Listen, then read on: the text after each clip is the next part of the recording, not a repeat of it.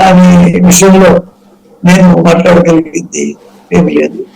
మాకు తెలిసి అయితే ఇప్పటి వరకు ఆలోచన లేదు.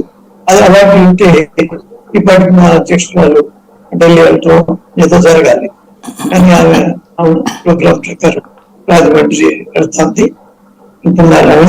కాబట్టి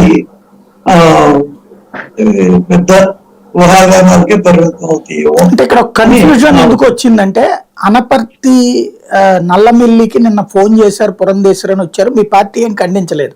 ఇవాళ చంద్రబాబు గారు కూడా అనపర్తిలో నల్లమిల్లిని పిలిపించి మాట్లాడారు, నీకే సీట్ వస్తుందని. మీరు అక్కడ శివకృష్ణరాజుకి ఒక సైనికుడికి ఇచ్చారు, మాజీ సైనికుడికి. ఇప్పుడు అది మారుస్తారని. ఇంకో పక్కన రఘురామకృష్ణరాజు ఏమో నరసాపురం సీట్ 2-3 రోజుల్లో నాకు వస్తుంది అని చెప్పుకుంటూ ఉండటం. ఆల్రెడీ మీకు శ్రీనివాస్ వర్మ అక్కడ పార్టీ ఆయన ఉన్నారు. ఈ రెండింటిని మారుస్తారు అన్నటువంటి ప్రచారం పెద్దగా ఉందన్నమాట. ఇలాగా ఒక మాట ఇంకో మాట పోయి అట్లా రకరకాల మాటల వల్ల, ఊహాగానాలు వల్ల మరి రఘురామకృష్ణరాజు గారికి అది ఉండిస్తారని కూడా జరుగుతుంది.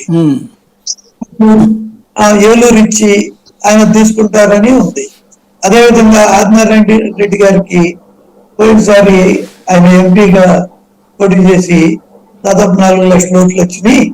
కాబట్టి ఈసారి మళ్ళీ ఆయన ఎంపీగా పెట్టి వాళ్ళ బ్రదర్ సార్ ఎవరైతే ఎంపీ క్యాండిడేట్ ఆయన్ని ఎమ్మెల్యేగా పెడితే ఎలా ఉంటుంది అనేది కూడా ఒక వాదన వచ్చింది. వీటన్నిటిలో మళ్ళీ వైజాగ్ లో మళ్ళీ జీవీఎల్ గారికి ఇవ్వాలి అని అందరూ అడుగుతున్నట్టుగా కూడా ఒక వార్తగా వస్తున్నాయి. కానీ ఇవన్నీ ఇప్పటికైతే 100% వాగ్దానాలే, వాస్తవానికి దూరమే అనేది నా వ్యక్తిగత ఉద్దేశం. ఏదేమైనా అది పార్టీ నిర్ణయం చేయాలి. లేకపోతే మీరు అడిగింది కూటమి ఈ మూడిట్లో ఏది ప్రభావం చూపెడుతుంది సంక్షేమ పథకాలు.